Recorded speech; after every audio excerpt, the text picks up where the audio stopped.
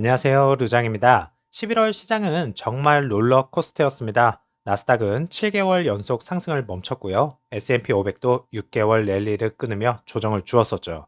그런데 이 모든 변동성 뒤에 시장은 이미 다음 준비를 하고 있습니다. 그래서 오늘은 미국 증시가 12월을 앞두고 어떤 결정적 신호를 보내고 있고 AI 트레이드의 온도 변화는 무엇을 의미하는지, 그리고 골드만이 말하는 클린한 출발점의 정책까지 한번 짚어보겠습니다. 먼저 숫자부터 보겠습니다. S&P 500은 플러스 0.5% 5일 연속 상승했고요. 다우는 플러스 0.6%, 나스닥은 플러스 0.6% 상승했습니다. 블랙 프라이데이 당일은 반등으로 마무리했지만 11월 전체는 변동성의 달이었습니다. 나스닥은 마이너스 2%고요. S&P 500은 마이너스 0.6%, 다우는 거의 변화가 없었습니다. 이 조정을 만든 핵심 요인은 바로 빅테크 중심의 AI 트레이드 피로감이었습니다. 투자자들은 AI가 실제 수익화까지 얼마나 걸릴까? 이 질문을 다시 꺼내들었고요. 그 과정에서 초대형 기술주의 매물이 쏟아졌던 것이죠. 블랙 프라이데이 아침 글로벌 파생 상품 시장이 멈췄습니다. CME 시스템 장애로 선물, 옵션, 미국, 국채, 원유 선물이 동시에 정지됐죠. 물론 오전 8시 30분에 복구됐지만 중요한 포인트는 하나입니다. 이벤트 리스크는 여전히 시장에 내재돼 있다. 기술적 장애 하나로 변동성이 급등할 수 있다는 사실을 시장이 다시 확인한 날이었습니다. 자, 이제 핵심으로 들어갑니다. 월가 주요 기관들의 S&P 500 목표치는 이렇습니다. 월가가 보는 큰 그림, 12월 전망. 이제 핵심으로 들어가겠습니다. 월가 주요 기관들의 S&P 500 목표치는 이렇습니다. 8,000과 7,500 수준, 즉 단기 조정은 있어도 중장기 시장은 여전히 강세론이라는 것이죠. 이 기조에는 큰 변화가 없습니다. 특히 이번 반등은요, 금리 인하 기대감, AI 트레이드 회복, 연말 시즌 효과, 이 세 가지가 동시에 작동한 결과로 보여집니다. 자, 그리고 오늘의 핵심 파트입니다. 왜 골드만은 12월을 정리된 출발점이라고 말했을까요? 첫 번째로 시장의 극적 회복, 11월 초에는 마이너스 150, 상당한 내부 붕괴가 있었죠. 현재는 플러스 150, 강한 반등이 나왔습니다. 즉, 좁은 상승에서 넓은 상승으로 구조 전환되었다는 것입니다. 애플, 엔비디아만 오르는 장이 아니라 중소형주까지 동반 회복하는 흐름이 나타나기 시작했다는 뜻이겠죠. 두 번째로는 변동성 지표 정상화입니다. 11월 초 공포 대비 확연한 안정 상태를 보였다는 것이고요. 세 번째로는 시스템 매매 포지션 리셋입니다. 지난 한 달 동안 16억 달러 규모의 S&P 500 매도 압력이 시장을 짓눌렀다고 합니다. 그런데 이 매도 물량은 대부분 흡수가 되었고요. 12월에는 오히려 약 4.7억 달러 매수 전환 가능성이 생겼습니다. 이건 수급적으로 굉장히 큰 변화입니다. 즉, 12월은 매수 압력이 매도 압력을 이길 것이다 라는 구조가 될 가능성이 높다는 것이죠. 11월 내내 기술주는 출렁였습니다. 하지만 중요한 건요, 데이터 센터 투자, GPU 공급망, AI 모델 경쟁력, 이 세 가지 근본적 성장축은 전혀 훼손되지 않았다는 점입니다. 오히려 조정을 통해 AI 초과 기대가 정상 수준으로 내려온 단계라고 볼 수 있겠습니다. 그래서 시장은 지금 AI 실적 검증 단계로 이동하는 중입니다. 즉, 퀄리티 좋은 AI 기업과 선별 국면이 시작되는 것이죠. 11월의 조정은 위기보다 오히려 정비 구간에 가까웠다고 보고 있습니다. 시장의 회복, 변동성 안정, CTS 포지션 매수 전환, 금리 인하 기대, AI 성장 스토리 유지, 이 다섯 가지가 합쳐지면서 12월 시장은 위험보다 기회 요소가 더 많아지는 구조가 형성되어 있다고 평가를 내리고 있는 중입니다. 자, 그래서 11월 시장은 흔들렸지만 그 흔들림 속에서 한 가지 분명해졌습니다. 시장은 다시 올라갈 준비를 하고 있다. 지나친 낙관도 과한 비난도 아닌 데이터 중심의 시각으로 보면요. 12월은 리스크 대비 리워드가 더 커지는 구간에 가깝다고 봅니다. EV 섹터주도 양호한 흐름을 보였습니다. 리비아는 4.2%, 테슬라는 0.84%, 루시드는 플러스 1.87% 모두 상승하면서 마감했고요. 13.63불로 끝이 났습니다. 애프터샹에서는 플러스 0.51% 상승하면서 마감했네요. 자, 그래서 일중 저점과 고점은 13.3에서 13.73달러였습니다. 거래량은 2.28 밀리언이었고요. 평균 대비 조금 낮았습니다. 자, 처음에는 약세를 보였습니다. 13.52에서 시작 후 13.4달러대까지 눌림을 당했고요. 매도세가 대량 일하기보다는 가벼운 손절, 알고리즘 매도 형태. 그래서 공격적인 매도는 아니다라는 신호를 보냈습니다. 그리고 10시 이후에 꾸준한 저점 매수와 단기 쇼커버가 들어오면서요. 13.7달러 근처까지 도달했습니다.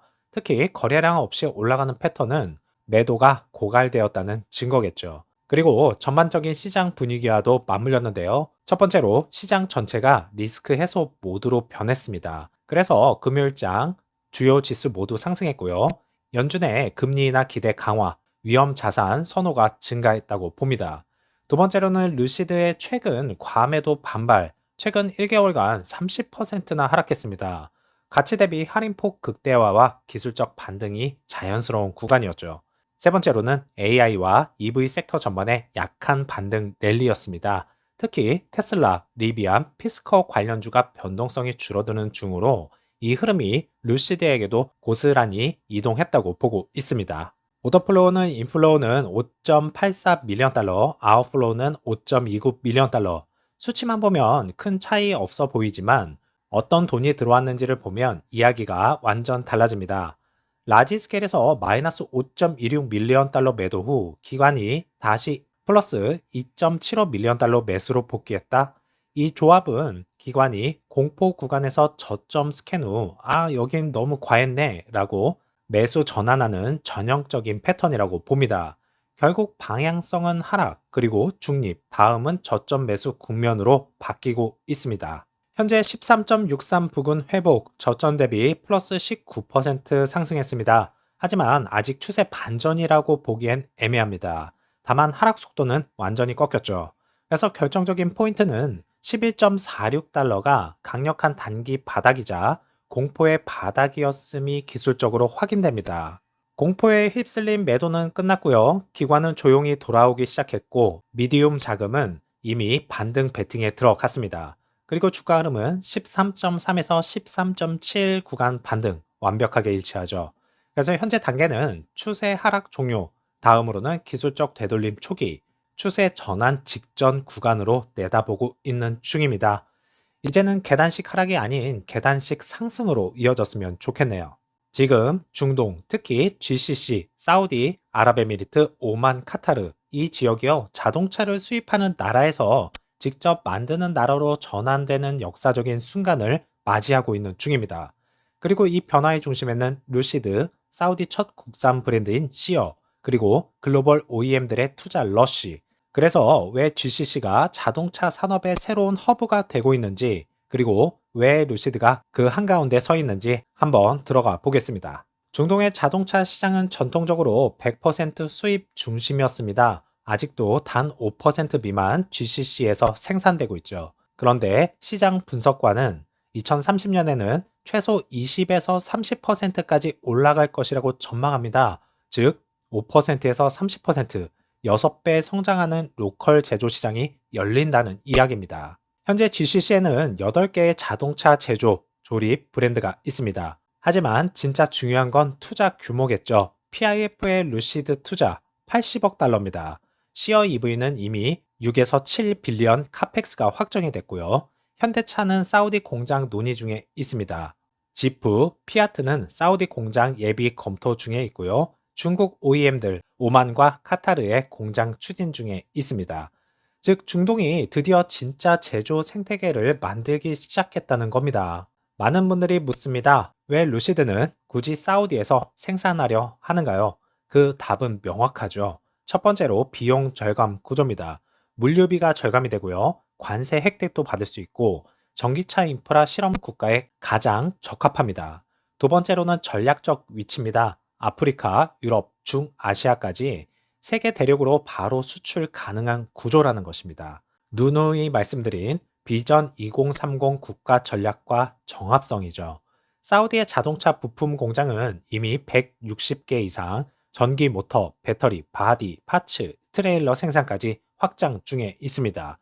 즉, 루시드는 좋은 땅에 공장을 세운 것이 아니라 땅과 산업을 함께 만들어주는 나라와 함께 움직인 것입니다. 하지만 이 모든 투자에도 불구하고 GCC 제조에 진짜 문제점 세 가지가 있는데요. 현실적 장애물도 물론 존재하겠죠. 첫 번째, 전문 인력이 부족합니다.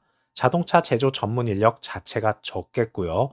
두 번째로는 공급망 미성숙입니다. SKD, CKD 조립은 가능하지만 진짜 생산, 셰시, 파워트레인은 아직 초기 단계입니다.